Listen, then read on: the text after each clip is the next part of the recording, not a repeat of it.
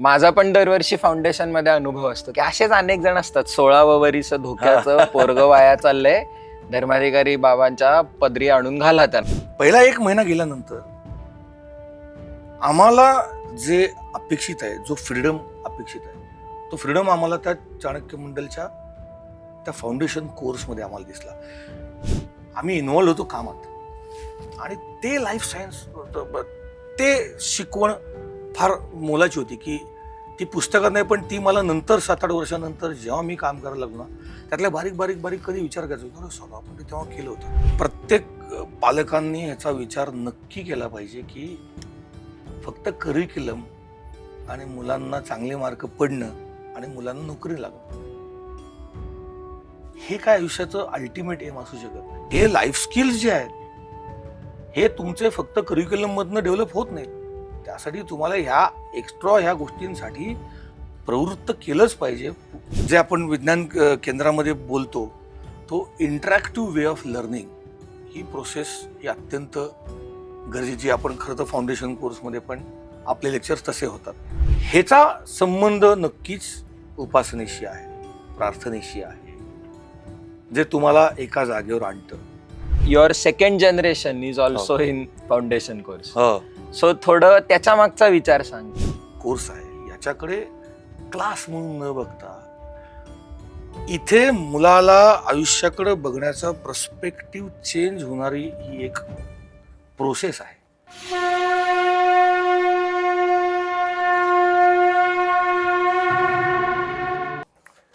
नमस्ते. चाणक्य मंडलच्या पॉडकास्टमध्ये सगळ्यांचं स्वागत आहे. चाणक्य आता सरांच्या विचारांना गेली 30 वर्ष घेऊन काम करत आहे आणि जसं आपले अधिकारी काश्मीर ते कन्याकुमारी, कच्छ ते कोहिमा प्रत्येक राज्यामध्ये आढळून येतात आणि MPSC द्वारा प्रत्येक जिल्ह्यामध्ये आढळून येतात, तसंच चाणक्यमधनं गेलेले विद्यार्थी हे काही फक्त स्पर्धा परीक्षेपुरते मर्यादित नाहीत. या पॉडकास्ट सिरीजमध्ये चाणक्यचा फाउंडेशन कोर्स करून जीवनाच्या विविध क्षेत्रांमध्ये ज्या लोकांनी काहीतरी ठसा उमटवलाय अशांची कथा आपण ऐकतो, त्यांच्याकडून आयुष्याचे धडे शिकतो. आणि अशाच प्रवासामध्ये आज आपल्यासोबत आहे अजिंक्य कुलकर्णी सर. नमस्कार. नमस्ते दादा. अजिंक्य सर म्हणजे स्वप्नभूमी नावाचा त्यांचा NGO आहे की जे मराठवाड्यामधील गंगाखेड या ठिकाणी, परभणी तालुका येतो, तिकडून सुरुवात झाली त्यांची. मुळात आधी अनाथ मुलांच्यासाठी काम करणे, त्याच्यानंतर शेती, ग्रामीण विकास आणि आता सर्वात महत्त्वाचं म्हणजे देशामध्ये 210हून अधिक सायन्स सेंटर्स उभं करण्यामध्ये त्यांचं योगदान आहे. पुन्हा एकदा नमस्ते दादा. नमस्ते. मी दादा म्हणलेलंच आहे. अरे ऑफकोर्स, प्लीज अजिंक्य म्हणलंच तरी. दादा थोडं स्वप्नभूमी आणि तुमच्या प्रवासाबद्दल थोडं जर्नी सांगा ना आम्हाला, कुठून इथपर्यंत आलो. सर्वप्रथम थँक्यू, मला बोलवलं त्याबद्दल खूप आभारी आहे. मुळात माझे वडील सूर्यकांत कुलकर्णी यांनी आणि माझी आई यांनी 1978 साली स्वप्नभूमीची स्थापना केली.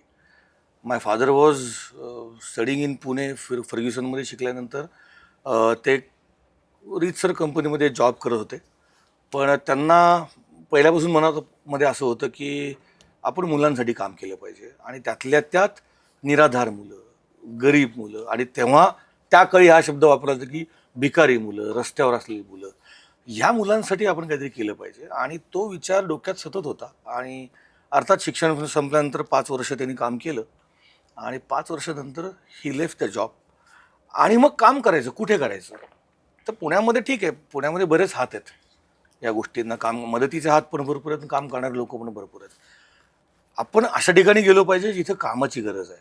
आणि मग ते केरवाडी गाव म्हणजे परभणी जिल्ह्यातलं. सो परभणी हा त्यातल्या त्यात तसा मागासलेला, आजही दुर्दैवाने मागासलेला जिल्हा आहे. परभणी, बीड, उस्मानाबाद, हिंगोली हे जे 4-5 जिल्हे आहेत हे सर्वार्थी मागासलेले जिल्हे आहेत. मग तिथे आपलं मूळ गाव आहे, तर आपण तिथे जाऊया आणि मग तिथे आपण मुलांसाठी कार्य करू, असा विचार करून स्वप्नभूमीची स्थापना झाली. आणि मग तिथे सुरुवात अर्थातच अनाथ मुलांचं काम करणं. मग अनाथालय केलं, तिथं 60-70 मुलं पहिल्यापासून आहेत. मग त्यांचं संगोपन करणं, त्यांच्यासाठी 24 तास आपण त्याला म्हणतो की होम चिल्ड्रन होम, मुलांचं घर. ते करता करता मग परिसरामध्ये नुसतंच मग त्या मुलांपुरतं नाही तर परिसरातले काय काय इश्यूज आहेत, मग त्यावेळेस सॅनिटायझेशन, इम्युनायझेशन, मग तेव्हा लसीकरणाचं प्रमाण हे हार्डली 10% वगैरे असेल. म्हणजे कोणी मुलांना लसीकरण, अर्थातच त्याच्यामुळे मग TB, त्याच्यामुळे होणारे रोग.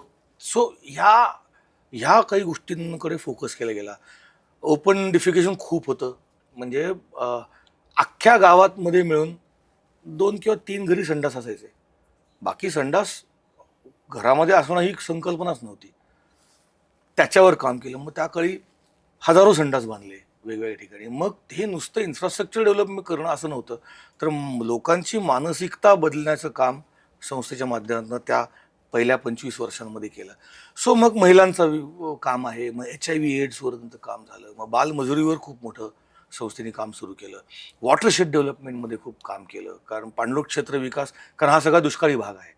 सो अशा वेगवेगळ्या विषयांवर गेली 40-50 वर्ष संस्था स्टेप बाय स्टेप असं काम करत गेली. आणि मग मागच्या 20-25 वर्षांमध्ये की सगळ्यांचं मूळ कुठे आहे, शेवटी शिक्षण हा फार गहन विषय आहे. कारण आमच्या इथे त्या भागात पर्टिक्युलरली, म्हणजे मी 25-30 वर्षापूर्वीचं बघायला गेलं तर फार मोठा ड्रॉपआउट रेट होता मुलांमध्ये, की 8वी-9वी नंतर शाळा सोडून दिली. अर्थात हे सगळं लेबर क्लास तयार होण्याची भट्टी मशनरी तिकडे शाळांमधनं केली जात होती. आणि मग क्वालिटी एज्युकेशन म्हणजे काय आहे त्याचं काही घेणंच नाही, बेसिकच एनरोलमेंट स्कूलमध्ये नाही. म्हणून मग जेव्हा एक लेट 90sमध्ये संस्थेने आपली ध्येय निश्चित केली की खूप विषय आहेत, आपण काय सगळं जगभर काम नाही करू शकत, पण आपण आता एक 2-3 विषयांवर फोकस ठेवून काम करणं गरजेचं आहे. त्यामुळे त्यातला एक सर्वात महत्त्वाचा भाग शिक्षण होता. मग तो प्राथमिक शिक्षण असेल आणि मग गाव पातळीवरचं शिक्षण असेल, सरकारी शाळा, त्यांचं अपब्रिंगिंग कसं होईल, त्यांची डेव्हलपमेंट कशी होईल, how we can train them, मग सरकारच्या हातात हात मिळून आपण पुढे कसं जाऊ शकू. Because we cannot open 100 schools आणि आपण आपल्या शाळा सुरू केला, हे ध्येय नव्हतंच. आहे त्या इन्फ्रास्ट्रक्चरमध्ये स्वप्नवी कसं काम करेल. मग शिक्षण, महिला आणि आरोग्य या 3 विषयांवर मागच्या 30-35 विषयांमध्ये संस्थेने फोकस करून असं संस्थेचं हळूहळू काम. आज परिसरातल्या जवळपास 100 ते 200 गावांमध्ये संस्थेचं काम आहे. आणि सुदैवाने त्या सर्व गावांमध्ये, दोन्ही तालुक्यांमध्ये, जिल्ह्यामध्ये संस्थेकडे एक मानाने बघितलं जातं की बाबा संस्था नक्कीच समाज उपयोगी, समाजाला गरज आहे अशाच गोष्टींसाठी काम करते. हा झाला संस्थेचा सगळा इतिहास. So this is what Swapnabhoomi is. आता अर्थात स्वप्नभूमी हे अनाथालयाचं नाव आहे. So we known as a Swapnabhoomi, पण संस्थेचं मूळ नाव सोशिओ इकॉनॉमिक डेव्हलपमेंट ट्रस्ट असं आहे. आणि पण स्वप्नभूमी नावानी, त्या अनाथालयाच्या नावानी सर्वत्र ते प्रसिद्ध आहे. ही झाली स्वप्नभूमीची गोष्ट, म्हणजे की जी तू म्हणलास दादा तुझ्या वडिलांनी सुरुवात केली. पण ह्याच्यात मग तुझा वैयक्तिक प्रवास काय? म्हणजे अनेक वेळेला असं होतं की कुठलं तरी थोर काम हे आधीची पिढी सुरू करते, पण पुढच्या पिढीला काही त्याच्याशी काही म्हणजे नंतर घेणं देणंच नसतं. तसं नुसतं तू नाही तर तुझा भाऊ पण आशिष, दोघंही चाणक्यमध्ये आपला संपर्क आलेलाच आहे आधी. पण ह्याच्यात तुमचा प्रवास कुठे झाला? काय झालं, मी लहानाचा मोठा संस्थेतच झालो. म्हणजे माझ्या वयाच्या मी 9वी पर्यंत माझं शिक्षण तिथंच घेतलं. आमच्या वडिलांनी एक गोष्ट ठरवली होती की जिथं आपल्या अनाथालयातली मुलं शिकतात, आपल्या मुलांनी पण तिथंच शिकलं पाहिजे. सो आज मला त्याचं, थँक्स टू माय फादर, आज मला त्याचा फार आनंद आहे की ती प्रोसेस त्यांनी केली त्यावेळेस.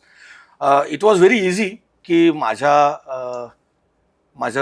आईकडचे सर्व नातेवाईक, माझा सक्का मामा, माझ्या मावशा, हे सगळे पुण्यातले. सो फार सोपं होतं की मी माझं संपूर्ण शालेय शिक्षण पुण्यात सहज करू शकलो असतो, पण ते नाही केलं. त्यामुळे डोक्यामध्ये ते असतं ना की एक 9वी-10वीमध्ये काय करणार तू आता पुढे, तर मला एवढंच माहीत होतं. म्हणजे टू बी व्हेरी फ्रँक, मला अजिबात असं काही ठरलं नव्हतं की मी आता हे करेन, मी ह्या सोशल ह्याच्यात काम करीन. असं एवढं होतं की मला संस्थेबरोबर काम करायला आवडेल, इतकंच होतं. ह्याच्या पुढे काय, इट वॉज नॉट क्लिअर. मग मी 10वीला पुण्यात आलो. मग 10वी झाल्यानंतर एस पी कॉलेजमध्ये 11वीला जेव्हा आर्ट्सला ॲडमिशन घेतलं तेव्हा चाणक्य मंडल तेव्हा आमच्या आयुष्यात आलं. ते कसं, ती पण एक गंमतच आहे. म्हणजे माझे वडील सूर्यकांत कुलकर्णी आणि सर धर्माधिकारी सर हे खूप ह्यांचा स्नेह खूप जवळचा असल्यामुळे धर्माधिकारी सर त्याच्या आधी 7-8 वर्ष केरवाडीला स्वप्नीमध्ये येऊन पण गेले होते, जेव्हा ते महिला आणि बाल विकासचे कमिशनर होते त्या काळात. आणि त्याच्या आधीपासून दे वर नोईंग इच अदर व्हेरी वेल. त्याने सांगितलं की आशिष अजिंक्य, ते अविनाशचं ते आता नवीन चाणक्य मंडळ सुरू झाले. आम्हाला चाणक्य मंडळ काय माहीत पण नव्हतं, कारण पहिलं वर्ष होतं ते, आणि आता तिथे तुम्हाला जायचं आहे फाउंडेशन कोर्सला. सो इनिशियली ते कंपल्सरी होतं. त्यामुळे आम्ही असं होतं यार, काय आता हे काय आणलं बाबा नवीन, म्हणजे 11वीत आत्ताच नुकतंच आलो आहे वगैरे वगैरे.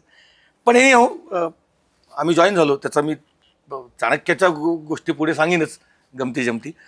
आणि तो एक कोर्स केला आणि त्याच्यानंतर मग पुढची 5 वर्ष माझं एस पीमधनं माझं शिक्षण झालं. मी आर्ट्सचा विद्यार्थी, सोशॉलॉजी अर्थात घेतलं होतं. तोपर्यंत माझं हळूहळू बिल्ड व्हायला तयार झालं होतं. अर्थात चाणक्याची ती 2-3 वर्ष ती पण खूप इम्पॅक्ट करून गेली होती थॉट प्रोसेसवर, या संपूर्ण की कार्यकर्ता म्हणून काय करायला पाहिजे आपला, काय नाही.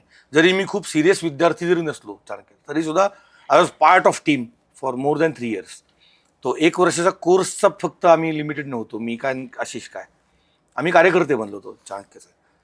आणि मग ती एक थॉट प्रोसेस डोक्यात तयार झाली की आपण वी शुड डू समथिंग, आपल्याला काहीतरी करायचं आहे.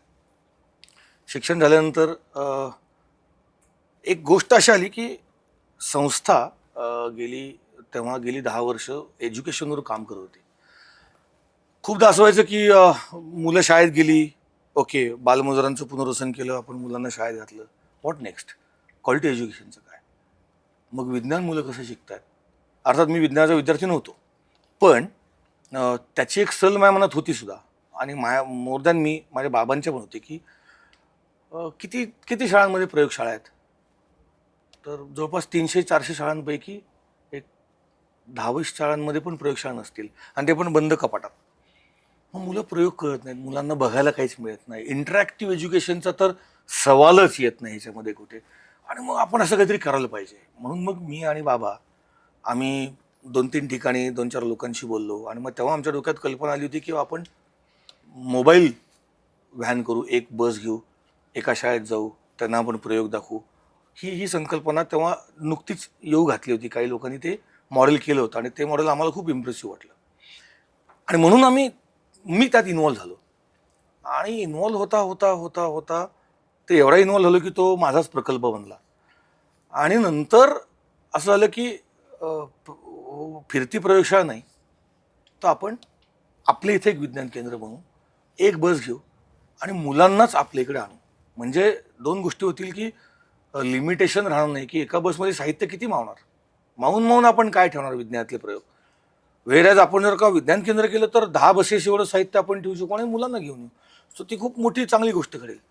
हे सगळी प्रोसेस करताना आमचा एक डोनर होता नेदरलँडचा, मिस्टर केस टोम्पॉट म्हणून. केस टोम्पॉट ह्याला आम्हाला फिनान्शियल सपोर्ट करणार होता. तो खूप 30-40 वर्ष संस्थेबरोबर असल्यामुळे त्यांनी खूप मनापासून याच्यामध्ये तो इन्व्हॉल्व्ह होता याच्यामध्ये. आणि हे करता करता मला एक दिवस तो म्हणला की ओके, आता हे आपण करू शकतो. आणि नेदरलँड गव्हर्नमेंट, म्हणजे सॉरी टू से की पण महाराष्ट्र गव्हर्नमेंट भारतीय गव्हर्नमेंटला काही घेणं देणं नव्हतं, पण नेदरलँड गव्हर्नमेंटनी ही विज्ञान केंद्र करण्यासाठी ह्यासाठी फिनान्शियल सपोर्ट आम्हाला मान्य केला होता. आणि which was a big thing की त्या काळी 50 लाख रुपये ते बांधकाम करण्यापासून ते काही गोष्टी सुरू करण्यापर्यंत. तो म्हणाला की अरे, who will going to run this all, आपण जे काही गेली 1 वर्ष बोलतोय, why don't we do it. Of course I would like to do. मग मग हे स्वप्न तू घे हातात आणि हे तू करायला पाहिजे. म्हणलं मी ह्याचा पार्ट आहेच, पण आता अशा पद्धतीने पूर्ण वेळ हे करणं, म्हणलं ऑफकोर्स मला आवडेल. दॅट वॉज अ डे की मी संस्थेशी एक ध्येय समोर घेऊन किंवा एक नाविन्यपूर्ण प्रकल्प हातात घेऊन ती माझी संस्थेबरोबर जॉईन व्हायची सुरुवात. आणि त्या पद्धतीने मी संस्थेशी जॉईन झालो. ऑफकोर्स हे सगळं करता करता मी संस्थेच्या बाकीच्या ज्या कामाच्या गोष्टी चालू होत्या, जे बाकीचे प्रकल्प चालू होते आत्ताही आहेत, त्याच्यामध्ये मी तसा इन्व्हॉल्व होतो, पण ती माझी जबाबदारी नव्हती. जर तू म्हणलास तसं की बाबा आहेत, सगळे लोक आहेत, आपली संस्था आहे, लहानाचा मोठं तिथं झालो, सो मी माझा हातभार लावत होतो. पण विज्ञान केंद्र आणि हा विषय जेव्हा आला, ती खरी अर्थाने माझी एंट्री झाली संस्थेत आणि मग मी संस्थेचा पूर्ण वेळ कार्यकर्ता झालो. आणि तिथे माझं ठरलं की दिस इज इट, आता आपण संस्थेसाठीच काम करणार आहोत, आता आपण दुसरं काही डोक्यात नाही आहे आपल्या. सो हा तो प्रवास असा आहे. या आपण सायन्स पार्क्स बद्दल थोडक्यात हो. बोलूया. आपल्याकडे अगदी पार शाळेतल्या प्रॅक्टिकल्स पासन हो, सायन्स म्हणजे फक्त ते ठरलेले 2 फॉर्म्युला पाठ करायचे तुम्ही. रसायनशास्त्रातले प्रयोग काही येस. त्याच्यानंतर आठवड्यातनं एखादा दिवस कधीतरी लॅबोरेटरी मध्ये नेलं तर तिकडे पण शाळेकडे पुरेसं इक्विपमेंट नसतं. त्यामुळे काय तो लिटमस पेपर लाल का निळा झाला की संपला विषय. ते खूप. आणि जर्नल म्हणजे फक्त कॉपी पेस्ट करणे एवढंच असतं. तुझे जर्नल मी लिहिणार, माझं तू लिहिणार, असं ते म्हणजे अच्छा. त्याला काही तसं काही. मग ह्याच्यापेक्षा वेगळं किंवा सायन्स मधली आवड निर्माण या. होतं काय नेमकं ह्या सायन्स पार्क्स मध्ये? ऍक्च्युली सायन्स सेंटरचा मुख्य हेतू आहे की मुलांचं कुतूहल जागृत झालं पाहिजे. सी, एक चायनीज प्रोवर्ब आहे, I hear I forgot, I see I remember, and I do I understand. ह्या तत्वावर ह्या विज्ञान केंद्राची संपूर्ण काय म्हणतात त्याला, तो बेस तो हा आहे. मुळात आपल्या शिक्षण पद्धतीमध्ये किंवा शाळेमध्ये असं गृहीत धरलं जातं की प्रयोगशाळा, विज्ञानातले प्रयोग, विज्ञान केंद्र हे सगळे मुलांचे मार्क्स वाढवण्यासाठीचे उपक्रम आहेत. म्हणजे तू प्रयोगशाळेमध्ये 2 तास घातलेस म्हणजे तुला विज्ञानात चांगले मार्क पडतील वगैरे वगैरे. हे फार गौण आहे आमच्या. म्हणजे मूलतः विज्ञान केंद्र सुरू करण्याची मागची कल्पना अशी होती की किती मुलांना प्रश्न पडतात, मग इंटरॅक्टिव्ह वे एज्युकेशन म्हणजे काय, मुलांना किती गोष्टी हाताळता येतात, मुलांना किती शाळेमध्ये मुभा आहे की चल ही पृथ्वी तुझ्याकडे ठेव आजच्या दिवस आणि तू पृथ्वीवर खेळ. प्रत्येक गोष्ट लांबनं बघायची, प्रत्येक गोष्ट शिक्षक ओरिएंटेड आहे. मी विचारलेल्या प्रश्नाचं उत्तर दे, बस खाली. पण जर का मी प्रश्न विचारला तर मला उत्तर मिळणार आहे का त्याचं? शिवाय पण म्हणतात तुला. मिळणार, कारण तो एक न्यूनगंड आहे ना की इफ आय विल आस्क, एक तर शिवाय बसतील, दुसरं मला परमिशन आहे का विचारायची, तिसरं मी विचारलेला प्रश्न जर का शिक्षकाला आलाच नाही उत्तर तर मी तर संपलोच. त्यामुळे आपल्याकडे ना ती दुर्दैवाने ती शिक्षण पद्धतीमध्ये ती प्रोसेसच नाही आहे की मला जर का एखाद्या गोष्टीचं आत्ता तुला आन्सर देता नाही आलं तर माझ्यात एवढी धमक असली पाहिजे शिक्षक म्हणून की अरे तो प्रश्न चांगला आहे, आत्ता माझ्याकडे उत्तर नाही आहे, पण मी तुला उद्या नक्की याचं उत्तर देईन. ह्यात कमीपणा काय? पण दुर्दैवाने याच्याकडे फार कमीपणा म्हणून वापरलं जातं. सो त्यामुळं ह्या सगळ्या ॲटमॉस्फिअरमुळे मुलगा प्रश्न विचारतच नाही. त्यांनी ठरवलं की नको, काय करायचं आपल्याला. त्यामुळे विज्ञान केंद्र ही मूळ संकल्पनाच, म्हणजे त्याच्या आम्ही मूळ ह्याच्यातच लिहिलं आहे की चाइल्ड शुड आस्क क्वेश्चन व्हाय. आणि जोपर्यंत मुलगा व्हाय विचारणार नाही तोपर्यंत व्हाय नॉट, हे असं नाही म्हणजे असं तर वगैरे, हे फार लांबचं आहे. आत्ता मला प्रश्नच पडत नाही व्हाय. उदाहरणार्थ आम्ही जिथं आहोत तिथून 40 किलोमीटरवर परळी वैजनाथ आहे, मराठवाड्यातलं सगळ्यात मोठं थर्मल पॉवर स्टेशन. शिकलेल्या, बिनशिकलेल्या, अडाणी, हायली क्वालिफाईड किती मुलांना, किती कुटुंबातल्या प्रमुखांना असं वाटतं किंवा किती लोकांनी हा विचार केला असेल की आपल्याकडे वीज येते आणि जाते, ती वीज बनते कशी बघूयात का एकदा आपण. लाईट गेले गेले, आले आले, हू केअर्स. पण आपल्यापर्यंत लाईट पोचते, इथेच बनते 40 किलोमीटर दूर. How many people seen it? Not more than 2%. So हा मुळातच लोकांच्या वैचारिक सिस्टीमचाच भाग आहे की आपल्याला काय करायचं आहे. So they don't think. आणि मग ती शाळेपासून ह्याचं मूळ बेस तयार होतो तुमच्या शाळेमध्ये. दुसरा घरी, खेडेगावांमध्ये 30 वर्षांपूर्वीपर्यंत 60-70% लोक अशिक्षित होते. वर्तमानपत्र किती मुलांच्या घरी येतं, तर अख्ख्या गावात 5 वर्तमानपत्र यायची. त्या 5 पैकी 3 वर्तमानपत्र स्वप्नभूमीत आणि 2 गावात. सो कुठल्याच गोष्टींची उकल व्हायचं माध्यम शाळेपेक्षा दुसरं कुठलंच नाही ना. घरी तर चर्चाच होऊ शकत नाही. सो या सगळ्यांचा विचार करून मुलांची वैचारिक पातळी, मुलांचा वैज्ञानिक दृष्टिकोन वाढला पाहिजे, मुलांनी प्रश्न विचारले पाहिजेत, मुलांना more than a marks they should think, सगळ्यात पहिलं थिंक, विचार केला पाहिजे. आणि सगळ्यात मेन म्हणजे प्ले वे ऑफ लर्निंग. खेळता खेळता मुलाला, मग ते विज्ञान असू देत नाही तर कविता असू देत, पण त्याच्याकडं म्हणजे they should not feel that we came into another school. चला आता इथं कोणतरी ना आपल्याला सिद्धार्थ आता शिकवायला बसलाय, आता आपण काहीतरी नवीन शिकणार आहोत. So there should be difference between school and science centre. म्हणून ट्रॅडिशनल लॅबोरेटरीपेक्षा ह्या विज्ञान केंद्रांमध्ये मुलं आल्यानंतर त्यांना जॉयफुल एन्व्हायरमेंटमध्ये खेळता खेळता खेळता खेळता त्यांना विज्ञानाची उकल होईल आणि त्यातून त्यांना ते नॉलेज गेन होईल. हा त्याचा, मग हे नुसतं होणार नाही. मग यासाठी विज्ञान केंद्रामध्ये बसवलेल्या ज्या वस्तू आहेत त्या तशा डेव्हलप झाल्या पाहिजेत. त्या इंटरॅक्टिव्ह पद्धती, नुसतं असं लांबनं घडी घालून हाताने वाचत जायचं असं न होता मग आम्ही तशा ते एक्झिबिट्स तसे तयार केले.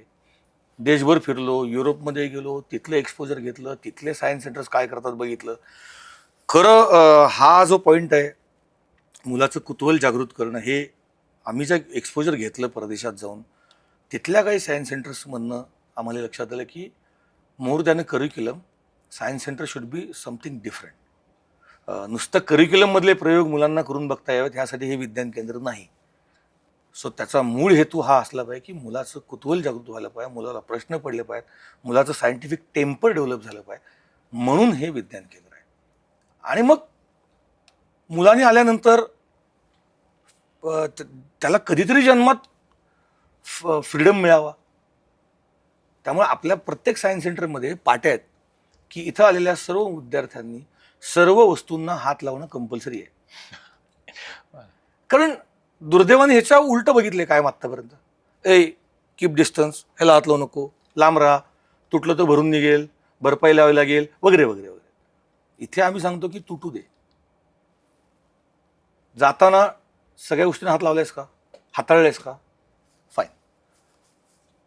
हे कुठेतरी ह्या फिलॉसॉफीनी ही सगळी विज्ञान केंद्र आपण ते डेव्हलप करतो.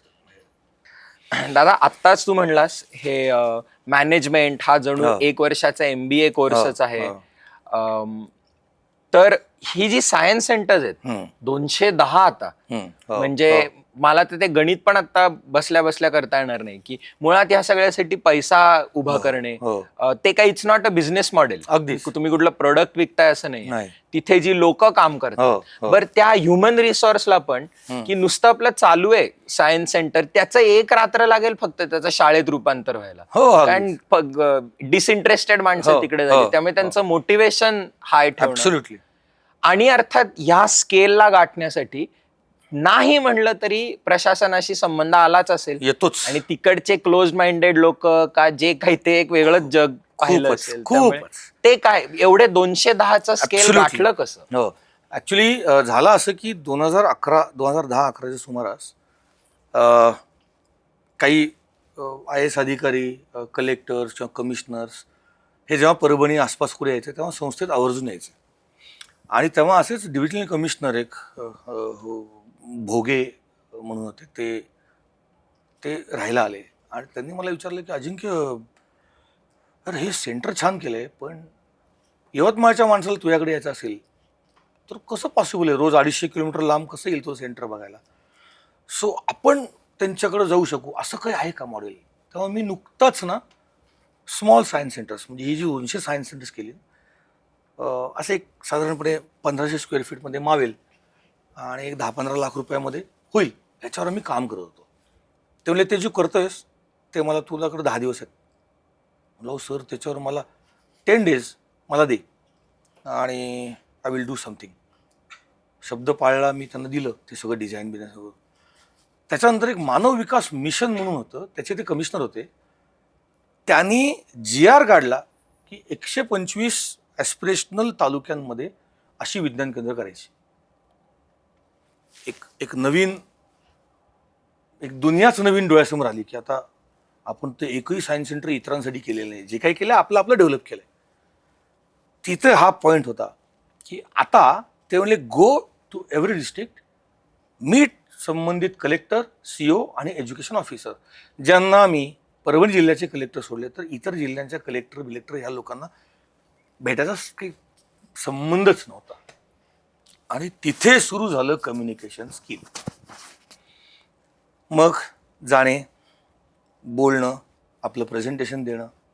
तिथं मला कळायचं, कारण धर्माधिकारी सर कायम सांगायचे की आपल्या इथून गेलेला माणूस हा कार्यकर्ता अधिकारी.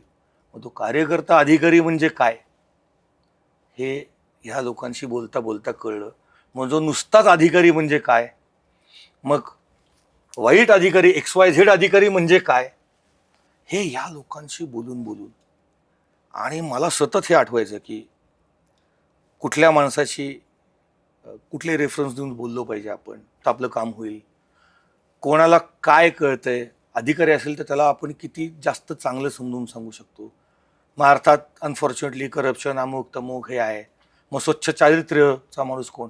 मग आम्ही असे माणसं शोधून शोधून नाही, आपण ना पहिले ह्याला बोलू, हा आपली गोष्ट पुढे घेऊन जाईल. आणि मग आम्ही एका जिल्ह्यामध्ये 9 सेंटर्स केली. आज श्रीकर परदेशी, डॉक्टर श्रीकर परदेशी तेव्हा नांदेडचे कलेक्टर होते. ते आमचं पहिलं सायन्स सेंटर 2011 मधलं, छोटं, इतरांसाठी करणारं. मग सरांशी बोललो, सरांकडनं खूप शिकायला मिळालं. मग ह्यातून हळूहळू IAS अधिकारी, त्यांच्यापेक्षा मोठे अधिकारी यांच्याशी बोलायचं कसं, ह्याचे सगळे कम्युनिकेशन स्किल परत त्या फाउंडेशन कोर्सला जायचे. की हा तुमची बॉडी लँग्वेज काय असली पाहिजे. बरं तू म्हणलास तसं मी काय कंपॉस बॉक्स विकायला जात नाही की आमचं स्टेशनरी साहित्य हे विकत घ्या. आपण समथिंग इनोव्हेटिव्ह, नाविन्यपूर्ण काहीतरी आपण करायला चाललो आहे, त्याची सांगण्याची पद्धत. हे तालुका टू तालुका, जिल्हा, विभाग, मग आम्ही डिपार्टमेंट्स, ट्रायबल डिपार्टमेंट, शिक्षण विभाग, इतर राज्यांमधले CSRची प्रमुख लोक, या लोकांपर्यंत आम्ही हळूहळू पोहोचलो. आणि ह्याची खूप चांगली झाली की तुम्ही सच्च्या मनाने काम केलं तर तुमचं कौतुक करणारा कोणतरी असतो. मग अमुक एका IAS अधिकाऱ्याने दुसऱ्यांना सांगितलं की अरे that is a good thing, मी अजिंक्यशी बोलतो, तुम्ही त्याला भेटा. असं करत करत करत ह्या मागच्या 15 वर्षामध्ये म्हणजे मला असं वाटतं की कम्युनिकेशन, बॉडी लँग्वेज, तुमची प्रेझेंटेबल तुम्ही किती आहात, किती इम्प्रेसिव्हली कमी वेळामध्ये तुम्ही किती चांगलं सांगू शकताय. कारण समोरचा प्रत्येक माणूस, प्रत्येक अधिकारी हा काही तुझा ऐकायलाच बसलेला असेल असं नाही. त्याचं तुमच्याकडं लक्ष 5 मिनिटाचा स्पॅन आहे, तेवढ्यात आपण किती चांगलं सांगू शकतो. ह्या सगळ्या गोष्टी मला असं वाटतं की त्याचं कुठेतरी मूळ त्या 11वी 12वी त्या 3 वर्षामध्ये सरांबरोबर राहून राहून राहून आणि नंतर माझ्या वडिलांबरोबर असं राहून ते जे डेव्हलप झालं त्याचा मला फार उपयोग झाला. म्हणजे मला आज प्राऊडली मी सांगू शकतो की ह्या 210 शाळांमधून, सायन्स सेंटर्समधनं एव्हरी इयर 1.5 ते 2 लाख मुलं या सायन्स सेंटरला व्हिजिट करतात. शेकडो शाळा, हजारो शिक्षक. कुठं बरं चाललंय, कुठं कसं चाललंय, पण हे सगळं डेव्हलप आम्ही करू शकलो ह्या वेगवेगळ्या स्किल्स वापरून. सो तो एक फार महत्त्वाचा दुवा मला वाटतो की त्याचा बेस कुठेतरी त्या 3 वर्षात सरांबरोबर, चाणक्य मंडळीसोबत काम करताना ती बेसिक गोष्टी ते तयार झाल्या, त्याचा आम्ही वापर आज ही गोष्ट करायला करू शकतो. त्याच्यातच एक फॉलोअप क्वेश्चन पण हा. होता मग, की आता ही जी 210 सायन्स सेंटर्स आहेत ह्याच्यातलं एक जो शैक्षणिक विचार आहे तो पूर्णच नवीन आहे, हो, अनुभवातनं शिका. पण मला सांगा की जो जॉग्राफिकली सर्वात दूरचं केंद्र आहे, हो, कुठे हो, असेल ते हो, कल्पना हो. नाही मला, पण मला वाटतं की तुमचं दररोज तिकडे जाणं नसेल. नाही. मग मॅनेजमेंटमध्ये पण आपण ज्याला एक इन्स्टिट्यूशनल सबकल्चर म्हणतो, की तिकडची लोक पुन्हा त्या सिस्टीमच्या सलाईन मध्ये खेचली जाणं आणि टिकमार्क अप्रोच की या बघा पुन्हा एक्झाम्पल हात लावायचा नाही. करेक्ट. हे how do you guard against this? Actually ह्याच्यामध्ये फॉर्च्युनेटली आणि अनफॉर्च्युनेटली असे दोन्ही अनुभव आहेत आणि फेल्युअर पण आहेत. यातले मी सांगू शकतो की एक 15-20 सेंटर असे असतील कदाचित की मी बोललोय म्हणून तेवढ्यापुरतं उघडेल, नंतर बंद आहेत. मुलांनी त्याचा फायदा नाही. हे खूप ना त्या माणसावर अवलंबून आहे तिथला. आपण काय करतो, सेंटर केल्यानंतर त्याचं एक प्रशिक्षण घेतो की हे सेंटर आम्ही तुमच्या शाळेला देताना कुठल्या कुठल्या गोष्टींची, हे सेंटर कसं चालवायचं, मुलाशी संवाद कसा करायचा. सो ह्याचा आपण एक टीचर ट्रेनिंग घेतो. आणि what is the difference between facilitator and teacher, ह्याच्यावर 2 दिवस घेतो मी, की टीचर म्हणजे काय आणि फॅसिलिटेटर म्हणजे काय. आणि तुम्ही विज्ञान केंद्रात आल्यानंतर तुम्ही फॅसिलिटेटर आहात, मग तुम्हाला कसं वागायचं मुलांशी, तुम्ही शिक्षक म्हणून शिकवायला इथे आलेले नाही आहात. सो हे करतो. आणि वेळोवेळी आपण तिथल्या प्रशासनाला इम्पॉवर करतो की बाबा असं करा तसं करा. पण तू म्हणलास ते अगदी योग्य आहे. अनफॉर्च्युनेटली हा परत त्या त्या ठिकाणच्या माणसाच्या इच्छाशक्तीवरचा भाग आहे.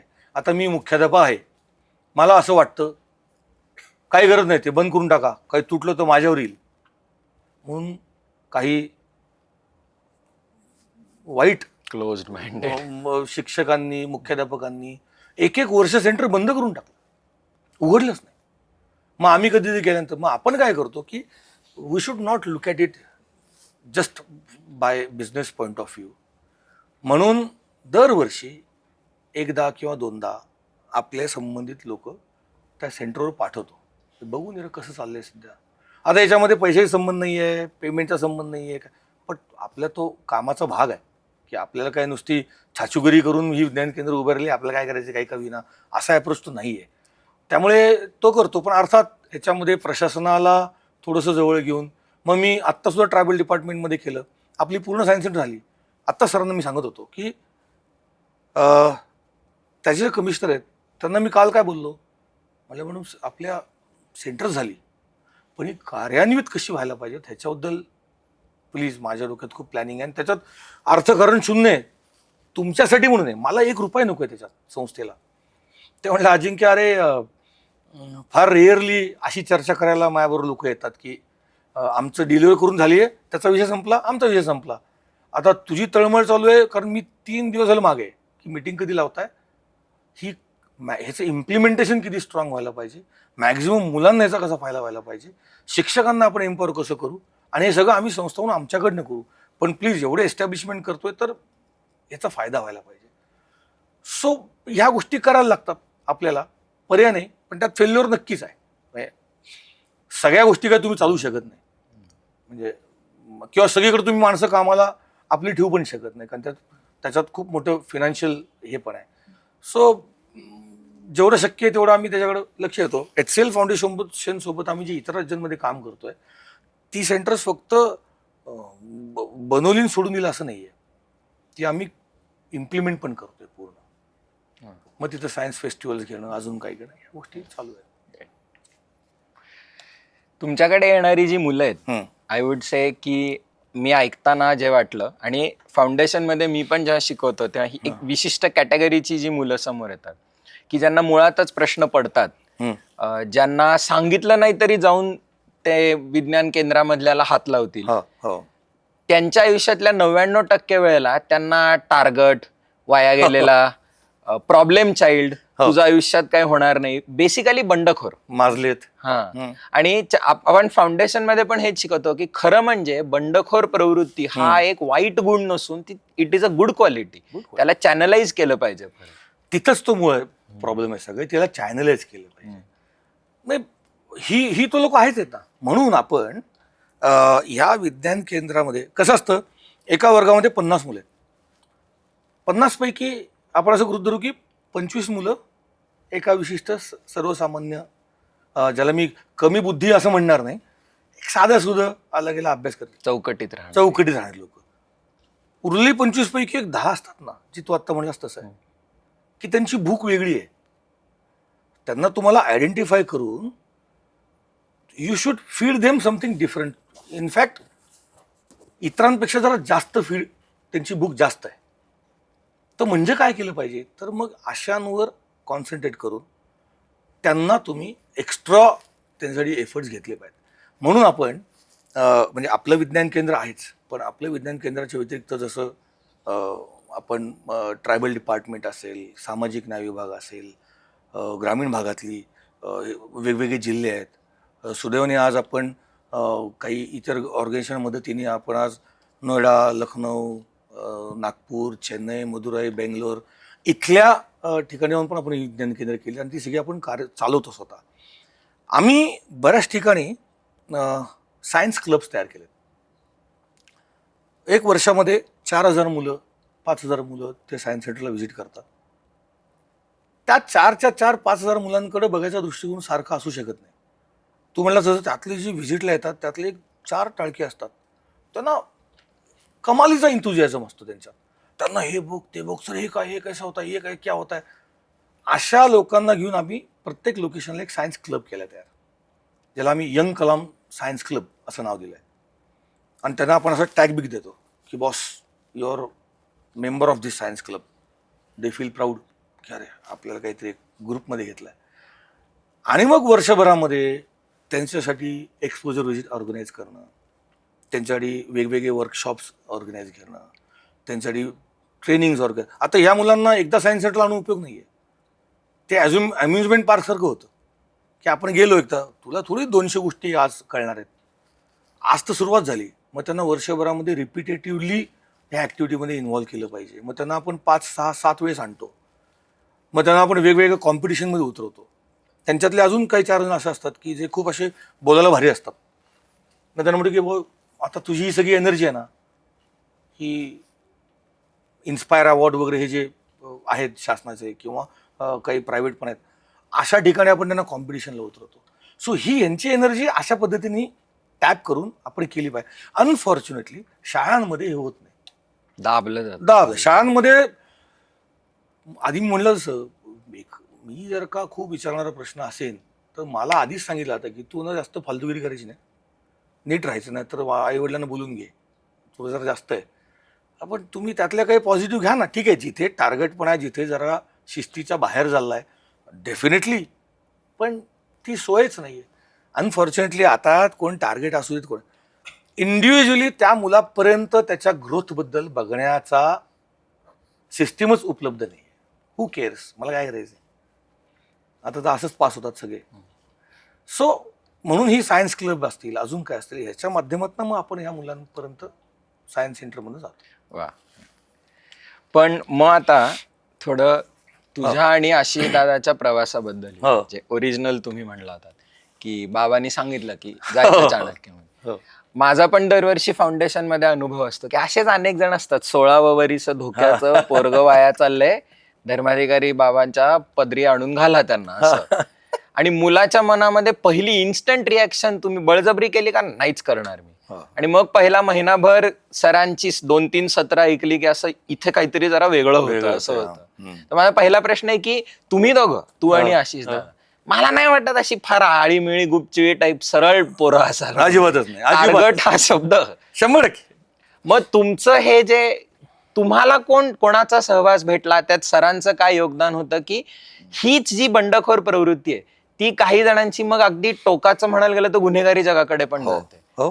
पण तीच बंडखोरी चॅनलाइज तुमच्या आयुष्यात तुम्ही कसे टीनेजर्स होतात आणि वळण कसं मिळालं? ऍक्च्युली मी आणि आशिष तसे आम्ही दोघेही अकॅडमिकली काही फार, त्याला आपण म्हणतो ना की हुशार कॅटेगरी किंवा अकॅडमिकमध्ये इंटरेस्ट असले असं काही फार नव्हतं. आणि जसं मी सांगितलं असं की आधी तिकडेच शिकलो. आणि म्हणजे आता मी हे सांगू शकतो ओपनली, माझ्या आयुष्यातला कॉपी न करता पहिला पेपर मी इयत्ता 9वी मध्ये दिला रमणबागेत. तोपर्यंत ते नवनीत घेऊन पेपरला बसणं हाच पॅटर्न होता. मी 9वीत पुण्यामध्ये आल्यानंतर पहिल्यांदा मला कळलं की बॉस 40-45% मार्क पाडायला पण कष्टाचं काम आहे, कारण त्याच्या आधी हे माहितीच नव्हतं ना काही. सो अकॅडमिक हा काही फार अनफॉर्च्युनेटली तो नव्हता भाग 10वी नंतर. आणि मग जेव्हा हे कळलं की असं, पहिले तर भयंकर नाराजी होती. हे काय बाबांनी यार लावले आता, हे धर्माधिकारींचं ते काय झालंय सुरू, यार चाणक्य मंडल कुठलं आलंय, आपल्याला थोडी UPSC MPSC वगैरे करायचंय. डोक्यात तेच ना की इथं जायचं ते करायचं आपल्याला वगैरे. म्हणलं पण इट वॉज अ कंपल्शन. त्यामुळे बाबा क्रॉस चेक करायचे आधी, ते येत आहेत ना, मला सांग बरं. कारण तेव्हा बाबा, आई बाबा दोघे 10% पुण्यात, 90% तिकडे असायचे ना परभणीत. आम्ही फक्त दोघंच इथे हॉस्टेलेट असल्यासारखं आम्ही एक घर घेतलं होतं आणि तिथे आम्ही राहायचो. 2च महिन्याचा कालावधी गेला आणि आम्ही कधी त्या चाणक्याचा भाग होऊन गेलो, सरांचे कार्यकर्ते कधी झालो, हे आम्हाला कळल्यानंतर उलटाच व्हायला लागलं. 3-4 महिन्यानंतर आमच्या घरी पाहुणे येऊ देत, दिवाळी दसरा असू देत, काही असू देत, आम्ही कुठे, आम्ही चाणक्य मंडळामध्ये.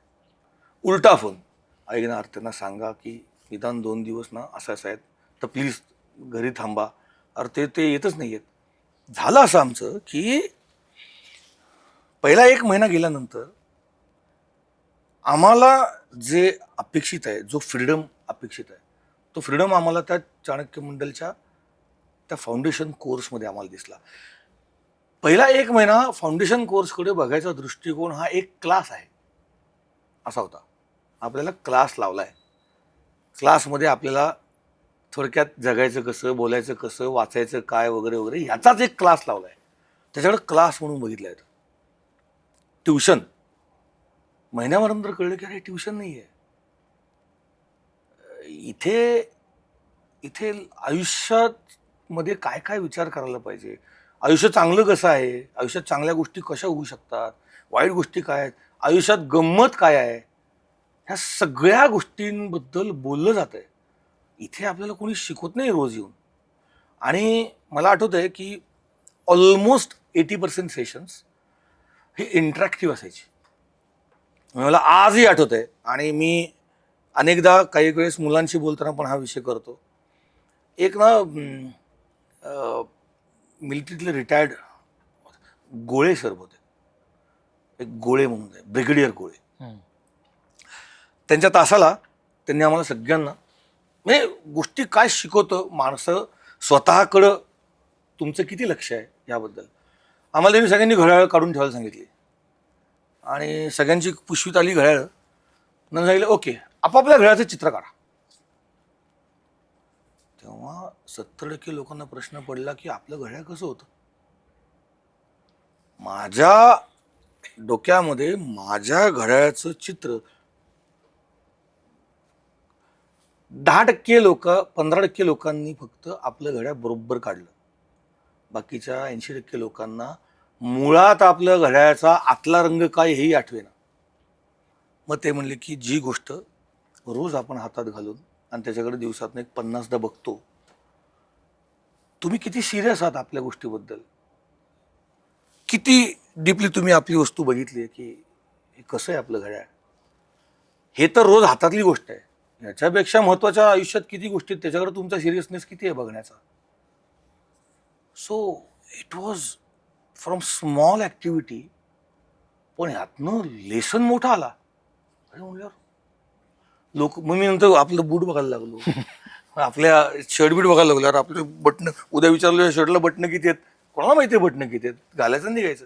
सो ह्या ज्या बारीक बारीक गोष्टी आहेत ना, हे सेशन्स जेव्हा व्हायला लागले, एकदा आम्हाला सांगितलं की ओके आज हे काय सगळं बाजूला, सगळ्यांनी कविता करायची आज. मी कधी जन्मात कविता केली होती तो, पण मी त्याकडे काय बघायचो, हे आपल्याला ते आर्टिस्ट बिट्समध्ये इंटरेस्ट नाही. मुद्दा तुला इंटरेस्ट काय तर नाहीच आहे ना. दिस इज समथिंग डिफरंट. कविता करणं म्हणजे काय, तर तू विचार करायला पाहिजे की आपण एन्व्हायरमेंटवर कविता सांगितली, मग एन्व्हायरमेंटबद्दल काहीतरी तू काव्यात्मक लिही.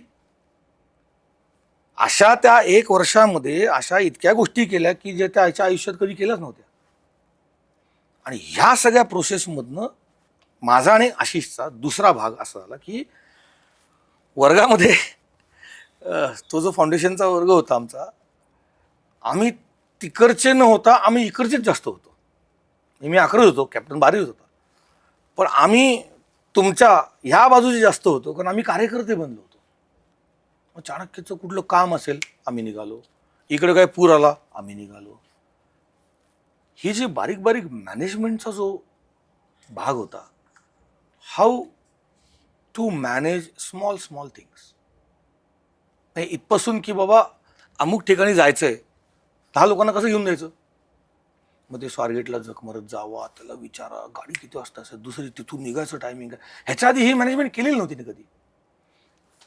सो वर्ग सोडून या ज्या गोष्टी ज्या शिकायला मिळाल्या, आणि मग सर सुद्धा आवर्जून विचार, अशी जाईन कुठे रे, हा आलेत ना, हा ते नाही, त्यांचं काही खरं नाही, ते बसत नाही इथे. सो ते टार्गेटवर पण आम्ही असायचो, पण तेवढंच आम्हाला प्रेमही मिळायचं. इनफॅक्ट काही काही वेळेस बाकीच्या लोकांची थोडीशी जलन पण व्हायची की चला या दोघांचं काय लावलं रे, चाले वर्गात तर झालं कमी बसतात, पण यांच्यावरच भलतात जीव यांचा. पण ते सोडून आम्ही बाकी टवाळक्या न करता आम्ही इन्व्हॉल्व्ह होतो कामात. आणि ते लाईफ सायन्स, ते शिकवण फार मोलाची होती, की ती पुस्तकात नाही, पण ती मला नंतर 7-8 वर्षानंतर जेव्हा मी काम करायला लागलो ना, त्यातल्या बारीक बारीक बारीक कधी विचार करायचो, अरे साला आपण ते तेव्हा केलं होतं. म्हणजे थोडक्यात तेव्हा आम्ही राजगडला ट्रेक घेऊन जायचं, तर ते आमच्या 4 लोकांना म्हणले जा रेकी करून या. तेव्हा अशी रेकीला बिकीला आता तर गाड्या बिड्या घेऊन जाऊ. मग नंतर मला ऐनच्या वेळेस मला जाता आलं नाही. कॅप्टन आणि आशिष आणि अजून एक होता आमचा समीर, हे दोघंच गेले रायगडवर. संध्याकाळी गेले, रात्रीवरती दोघं राहिले आणि दुसऱ्या दिवशी संध्याकाळी आले. आल्यानंतर 3 दिवस तर ते अनुभव सांगत होते की काय हाल, काय करून आलोय उद्योग आम्ही. कारण अख्ख्या गडावर एक दोघंच त्या मंदिरात झोपले वगैरे वगैरे वगैरे. पण हे सांगायचं तात्पर्य असं की अशी रेकी करायची असते एखाद्या गोष्टीची. इथून एक बस पकडून मग ती दुसरी बस पकडून तिथं गेल्यानंतर लक्षात येतं की आता परत फिरायचा मार्ग नाही आहे, परत फिरायचा उद्या सकाळी मार्ग आहे. मग तिथली मॅनेजमेंट, मग आता आपण उद्या 200 लोक घेऊन येणार आहोत, मग त्या 200 लोकांचं पाण्याच्या प्रश्नाचं काय असेल, प्यायला पाणी कुठे उपलब्ध असेल, जेवणाची व्यवस्था काय असेल. इव्हेंट मॅनेजमेंटच झाली ना थोडक्यात ही. याची रेकी करून आल्यानंतर सगळ्यांना प्रेझेंटेशन द्यायचं आणि मग त्या ट्रेकचा प्लॅन करायचा. ह्या गोष्टी 11वी-12वी मध्ये असताना ॲज अ कार्यकर्ता म्हणून करायला लागल्या.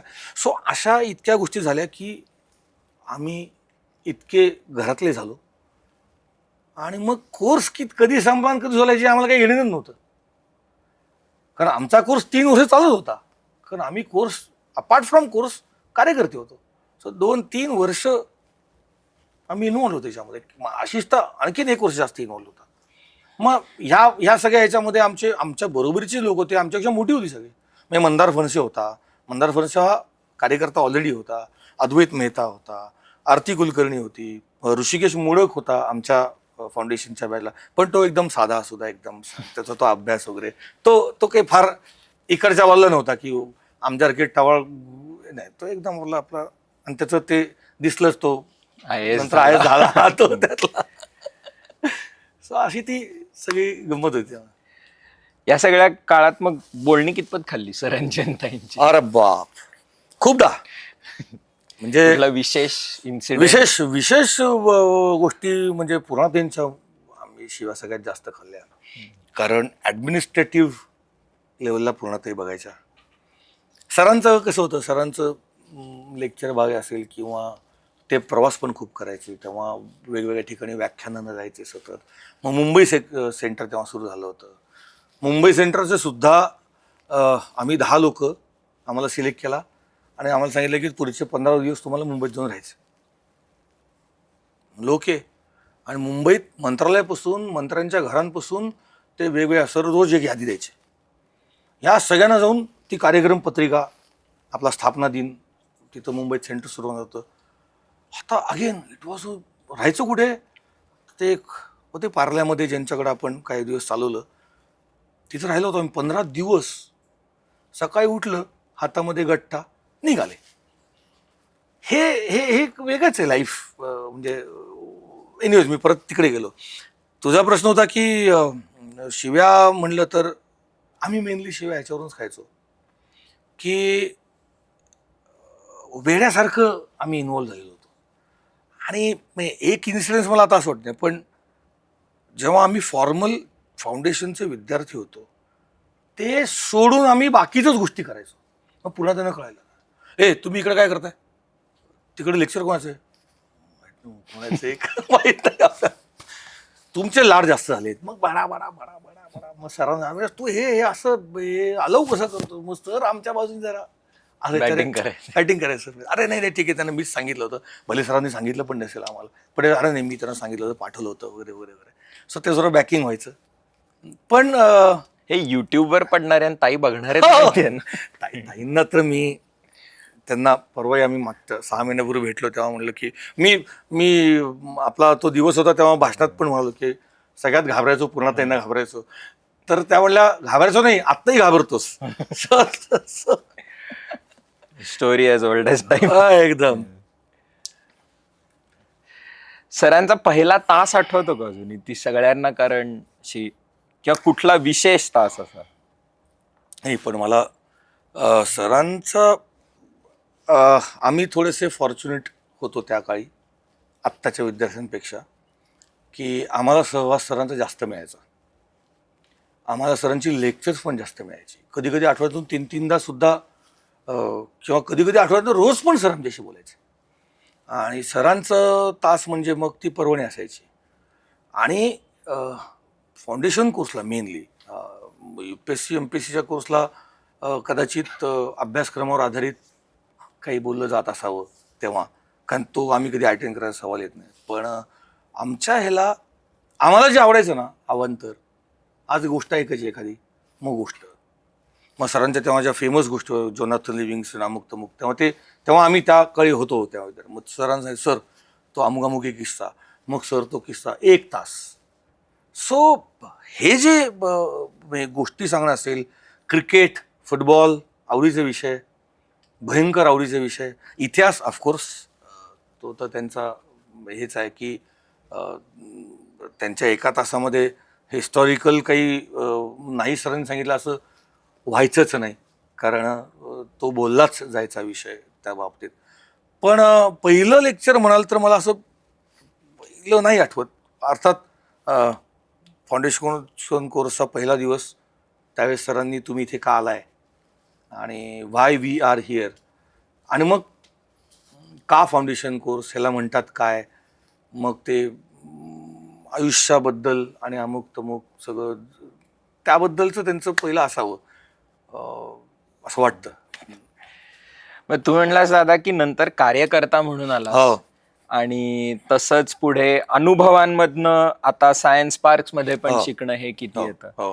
पण दुर्दैवाने आपल्याकडे हे, मी नुसतं चाणक्याबद्दल बोलत हो, नाही, हो. ब्रॉडर सिस्टीम बद्दल हो, बोलतो, हो. की तुम्ही हे वेगळे वेगळे अनुभव घेणे, हम्म.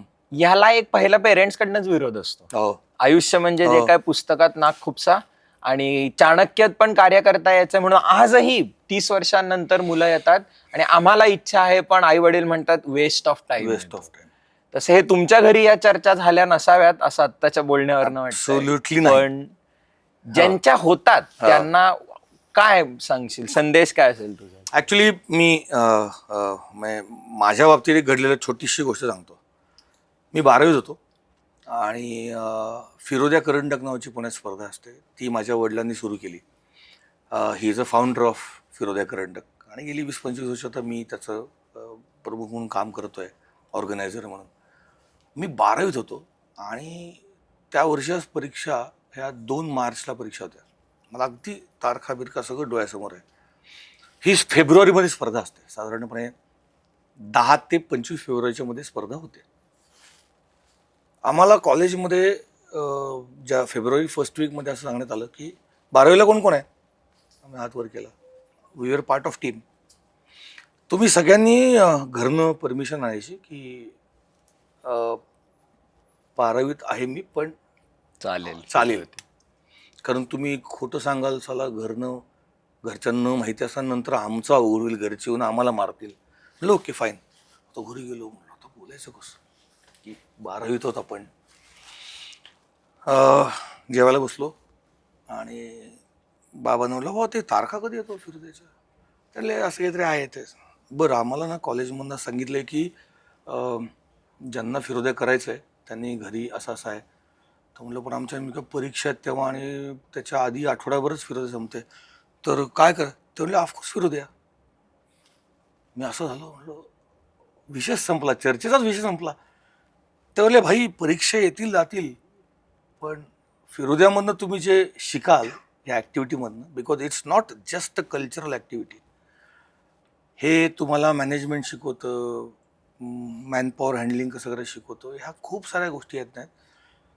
डेफिनेटली पास होशील एवढी तयारी ठेव, फिरोद्या करायचं, फिरोद नाही केलं 12वी तर मला आवडणार नाही.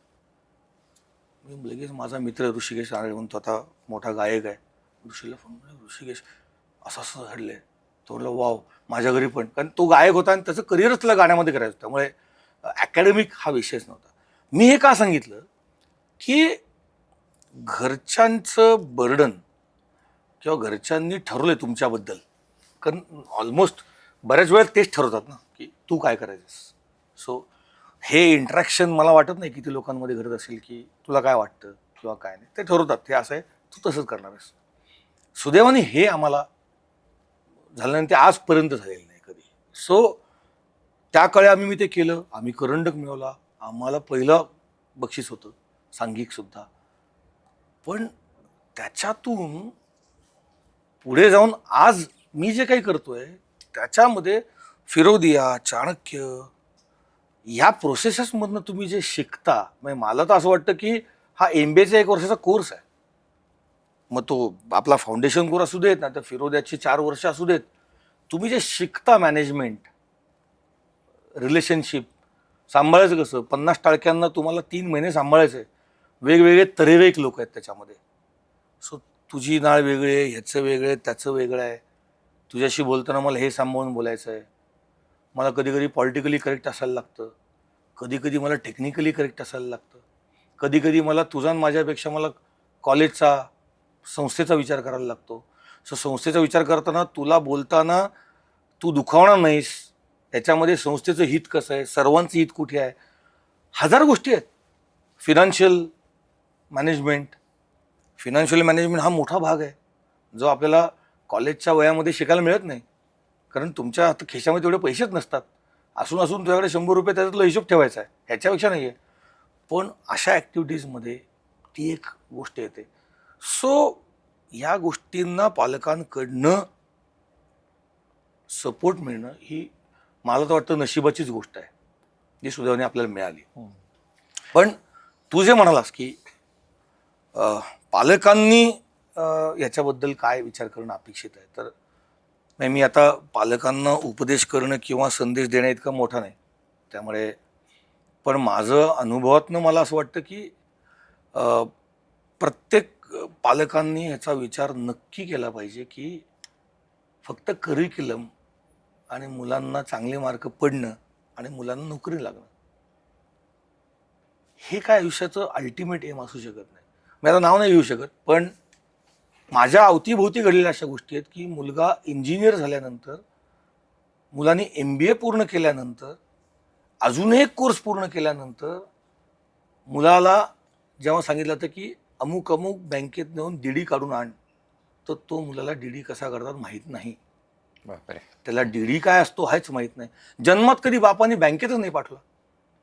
MBA झालो, 12वीत 97% मार्क पडलेत, इंजिनिअरिंग डिस्टिंक्शन झालोय, उपयोग काय. सो हे लाईफ स्किल्स जे आहेत हे तुमचे फक्त करिक्युलममधनं डेव्हलप होत नाहीत, त्यासाठी तुम्हाला ह्या गोष्टींसाठी प्रवृत्त केलंच पाहिजे, मुलाला पुढं केलं पाहिजे, त्याला हे सगळे अनुभव दिले पाहिजे. अनफॉर्च्युनेटली पालकांकडनं हे होत नाही. ट्रेकिंगला जा, नाही ट्रेकिंग नकोस, 12वी आहे, अरे असं नाही होत बाबा. म्हणजे स्पोर्ट्स, म्हणजे मला राग येतो, आश्चर्य वाटतं की 12वीमुळे मी फुटबॉल आत्ता जरा थांबवलाय. आता खेळाचा आणि सायकोलॉजीचा आणि शिक्षणाचा किती जवळचा संबंध आहे, आता हे पालकांना जर का कळत नसेल आणि जर का ते, म्हणजे मी आसमीला सांगितलं होतं 10वी आहे म्हणून मी कथक, म्हणलं चालणार नाही.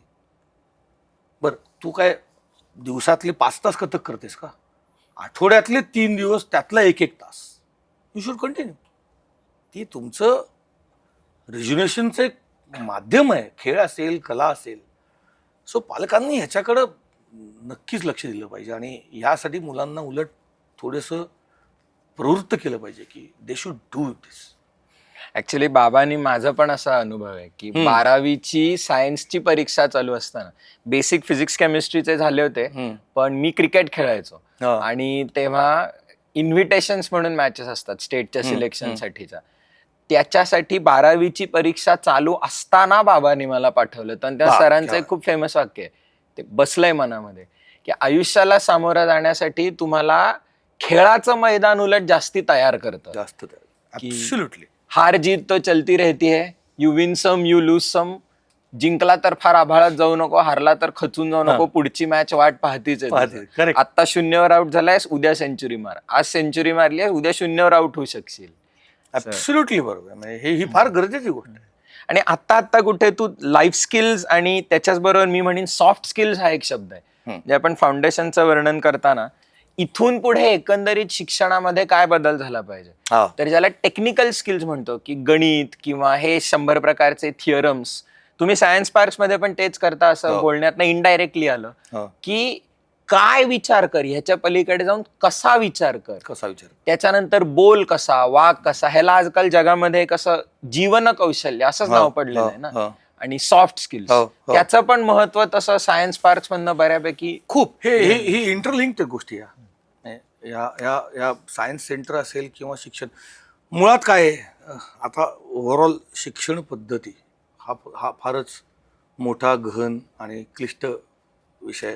अनफॉर्च्युनेटली ते ज्या पद्धतीने व्हायला पाहिजे तसं होत नाही. आणि अगेन मी विचार करताना माझ्या डोळ्यासमोर पहिला ग्रामीण भाग येतो, कारण गेली काही वर्ष त्या मुलांसाठी काम करत असल्यामुळे हे येतं की आत्ता जी शाळा ज्या लेवलला चालू आहे त्या लेवलला खरं तर मागच्या शिक्षण धोरणानुसार हे जे पास न करणं हा जो विषय आला होता, लोकांनी त्याकडे खूप वेगळ्याने घेतलं, की हा म्हणजे काय, सोपं होऊन गेलं सगळं. त्याचे दोन्ही भाग आहेत. त्याचा पॉलिटिकल भाग हा म्हणू आपण, पण त्याचा खरा भाग काय होता, तर त्या शिक्षकांनी त्या मुलाच्या प्रत्येक डेव्हलपमेंटवर वैयक्तिक लक्ष देणं अपेक्षित आहे आणि त्याच्यावर लक्ष केंद्रित करून मुलाच्या त्याच्या ॲबिलिटीनुसार, लायकिंगनुसार त्याला शिकवणं वगैरे. खरं तर हे आपल्याकडे जरा खूपच, म्हणजे सॉरी पण हे खूपच अवघड आहे ते शक्य नाही. आत्ता ग्रामीण भागातली परिस्थिती इतकी वाईट आहे की 8वीपर्यंत शिक्षण घेतलेल्या 40% मुलांना लिहिता वाचताही येत नाही. मग मायालेखी हा गुन्हा आहे. म्हणजे शासन, मग त्याला जबाबदार कोण असेल, जो कोण असेल तो. पण जर का ही अवस्था असेल तर क्वालिटी शिक्षण आणि अमुक ह्याच्याबद्दल ही फार लांबच्या गोष्टी आहेत. इथं बेसिकच नाही आहे. आज जेव्हा आपण अनाथालय आपलं चालू आहे, जेव्हा आपल्याकडे अनफॉर्च्युनेटली एखादा मुलगा इयत्ता 9वीमध्ये येतो, 9वीमध्ये आल्यानंतर आपण त्याचे एक ॲनालिसिस करतो की आठवडाभर 2 आठवडे, की याचं काय बाबा लिहिता वाचता. त्या मुलाला कसं बसं वाचता येत असतं, कसं सीला पहिली वेलांटी सी वगैरे असं तो 9वीत वाचतो. ही दुर्दैवाने आत्ताची अवस्था आहे. वाईट गोष्टी सांगायच्या तर मी अजून 3 तास आपण याच्यावर बोलू शकतो. दुर्दैवाने एवढं वाईट आहे. पण काय असायला पाहिजे, तर माझ्या मते जे आपण विज्ञान केंद्रामध्ये बोलतो तो इंटरॅक्टिव्ह वे ऑफ लर्निंग, ही प्रोसेस ही अत्यंत गरजेची. आपण खरं तर फाउंडेशन कोर्समध्ये पण आपले लेक्चर्स तसे होतात. So there should be give and take. इकडे फक्त एक कलमी कार्यक्रम आहे, इकडून तिकडे मी ऐकतो, जेवढं जमेल तेवढं समजून घे, जेवढं ऐकता येईल तेवढं ऐक आणि जेवढं लिहिता येईल तेवढं लिही. तुला कितपत समजलंय, तुझी हे ऐकून तुझ्या पातळीमध्ये किती वाढ झाली आहे, ह्याची कुठलीही प्रोसेस आत्ता शाळांमधनं घडत नाही. सो हे जे इंटरॅक्टिव्ह जे शिक्षणाचा भाग आहे तो मात्र सर्व शाळांमधनं होणं आवश्यक वाटतं मला, जो आत्ता नाही आहे. आज आता आपण 21 जूनच्या तसे जवळ आहोत. हो. त्यामुळे सर जे एक दुसरा जीवनाचा पाया आपल्याला सांगतात अधिष्ठानच्या सूत्रांमध्ये, ते म्हणजे योग. तर तुम्ही पण चाणक्यात आल्यावर पहिली गोष्ट उपासना झाली असेल, शेवटची गोष्ट प्रार्थना झाली असेल, तर एकंदरीत तुमचं योगावर काय मत आहे? किंवा सायन्स केंद्रांमध्ये योग असतं का, योग किंवा प्राणायाम? नाही, विज्ञान केंद्रांमध्ये तो आत्ता भाग नाही आहे. कारण विज्ञान केंद्रांमध्ये मुलं ही 5 ते 6 तास आपल्यासोबत असतात. प्रार्थना काही ठिकाणी आता परत काय आहे, याच्याकडे आता अनफॉर्च्युनेटली आत्ताच्या संपूर्ण पॉलिटिकल ह्याच्यामध्ये उद्या मी जर का चेन्नईच्या सायन्स सेंटरमध्ये जर का लोकांना प्रार्थना म्हणायला सांगितली, त्याचे बेनिफिट मला आज माहिती आहेत काय आहेत. मग त्याचा शिस्तीशी संबंध आहे, त्याचा आज इंटिग्रेशनशी बद्दल संबंध आहे, अनेक गोष्टी त्याच्यात आहेत. पण ते कशा काय घेतील, मग इथे हिंदुत्वाचा कुठला कार्यक्रम जोडला जाईल, काय यू नेव्हर नो काय बोलतील. त्यामुळं विज्ञान केंद्रामध्ये हा भाग आत्ता आम्ही त्याला टच नाही केला आहे. मुलं येतात, 6 तास असतात. विज्ञान केंद्राबद्दलच्या activities, pre and post assessment वगैरे वगैरे ह्या गोष्टी आपण करतो. पण तो भाग तिकडे अजून नाही. पण अर्थात ब्रॉडर वेगळ्या अर्थात म्हणजे याचा फार मोठा इम्पॅक्ट हा कालांतराने हळूहळू. सुरुवातीला लोकांना असं वाटतं की काय लावली आहे प्रार्थना, परत जाताना प्रार्थना. पण मग ह्याचा संबंध कॉन्सन्ट्रेशनबद्दलचा असेल, याचा संबंध तुमचं जे भरभर भरभर भरभर भरभर जे चालू असतं. आजकालचं तर लाईफ असं आहे की बिकॉज ऑफ दोज रील्स, मी मध्ये एकदा एक मोठा एक पॉडकास्ट बघत होतो आणि त्यामध्ये अनेक सायकोलॉजिस्ट आणि ही लोकं बसली होती आणि त्यांनी त्याचा संबंध तुमच्या मेंटल ॲबिलिटी आणि तुमच्या कॉन्सन्ट्रेशनबद्दल ते खूप टेक्निकली समजून नव्हते. आणि मलाही ते खूप पटलं. तेव्हापासून माझा वापर कमी केला झाला तो, की जेव्हा आपण फटाफटा हे नाही ते नाही ते. सो तुमची कॉन्सन्ट्रेशनची जी एक पॅरामीटर आहे, अटेन्शन स्पॅन एक मिनिटापेक्षा जास्त नाही येतो. 1 मिनिटात लगेच हे नाही फालतू, दुसरं तिसरं चौथं. सो तो अटेन्शनच नाही आहे ब्रेनमध्ये. Automatically brain starts work like that. ह्याचा संबंध नक्कीच उपासनेशी आहे, प्रार्थनेशी आहे, जे तुम्हाला एका जागेवर आणतं आणि इथं आणतं. या हॉलमध्ये तुम्हाला बरोबर जे चालू आहे तिकडनं खेचून इथं आणतं. सो ऑफकोर्स इट इज, ही मला खूपच महत्त्वाची गोष्ट वाटते. आणि आमच्या स्वप्नभूमीमध्ये मात्र सकाळ संध्याकाळ ह्या दोन्ही गोष्टी अत्यंत काटेकोरपणे मुलांसाठी पाळल्या जातात. काही प्रमाणामध्ये कार्यकर्त्यांसाठी पण ते कंपल्सरी आहे आणि ती गोष्ट आवश्यक आहेच, यात काही वादच नाही. अगेन मी जेव्हा विद्यार्थी होतो जेव्हा सर सांगायचे तेव्हा मी असं होतो, काय एवढं कुठं असतं काय यार, काय लावलंय राव हे उगाचच काय रोजचं. पण त्याचं महत्त्व नंतर हळूहळू कळतं की व्हाय इट इज मोर इम्पॉर्टंट. आणि आता शेवटच्या प्रश्नाकडे येता. दादा मगाशी म्हणलास की कदाचित आई वडिलांना ऐकणाऱ्या बघण्याची तुझी पात्रता नसेल, पण फॅक्ट इज की आता your second generation is also in foundation course.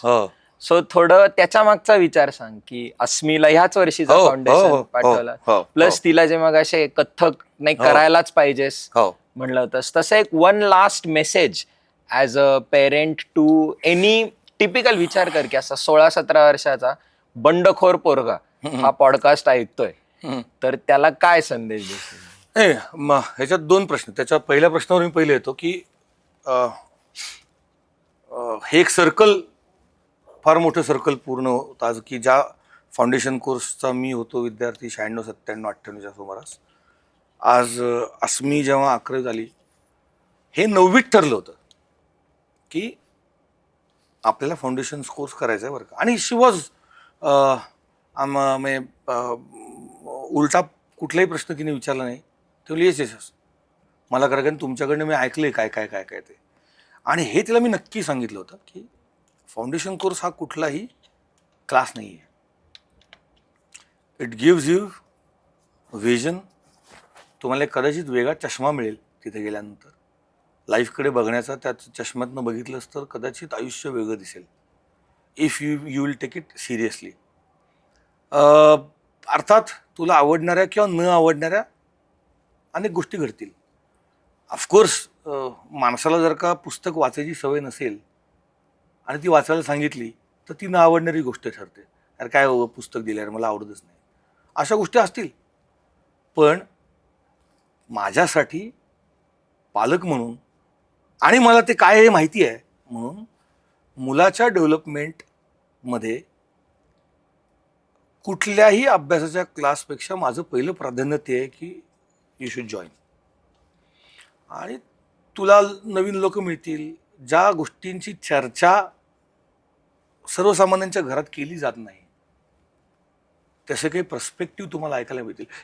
Siddharth, मला आज असं वाटतं की शहरामध्ये जो पालक आहे, दोघंही वर्किंग आहेत. आता आमचं जनरेशन तर असं आहे की ऑलमोस्ट 80% तर दोघेही वर्किंग लोक आहेत. मुलाशी संवाद किती होतो मला माहीत नाही.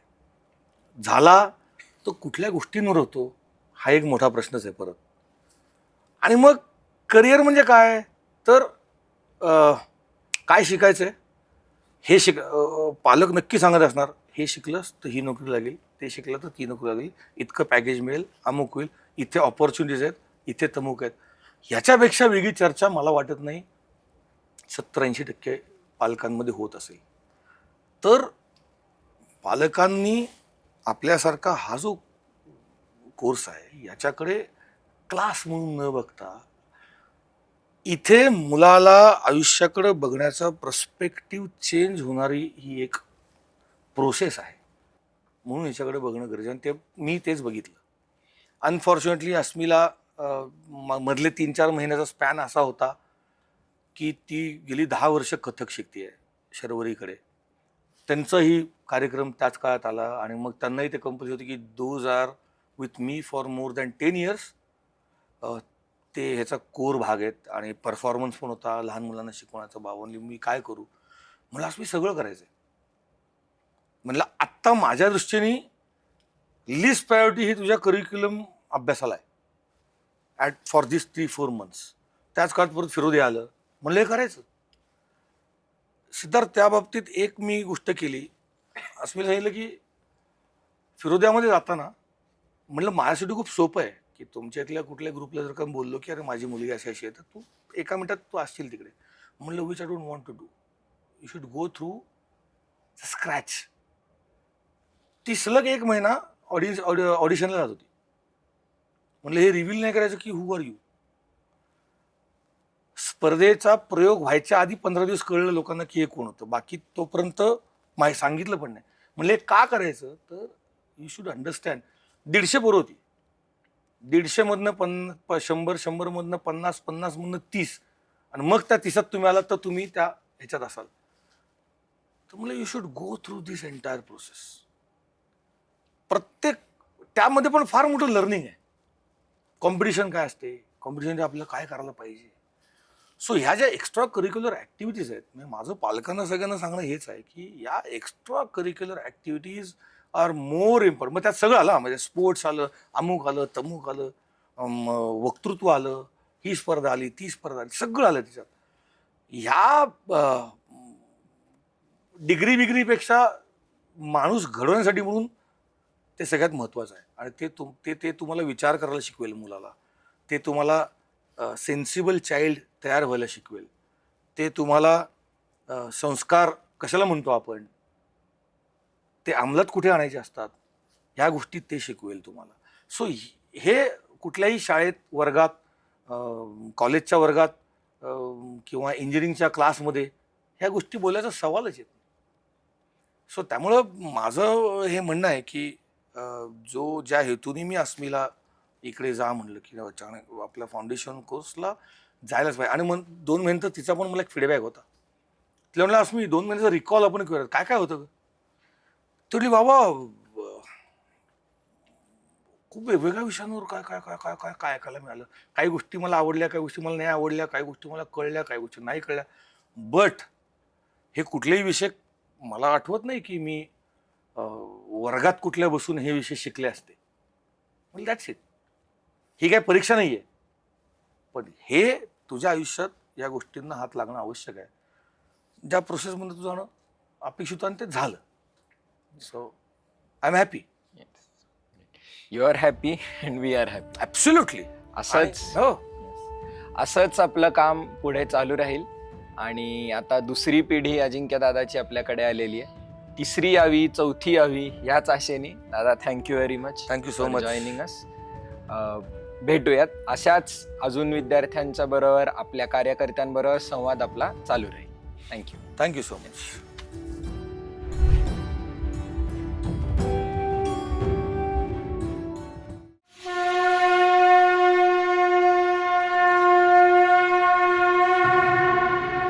जरी एक अश्रू पुसायास आला, तरी जन्म काहीच कामास आला.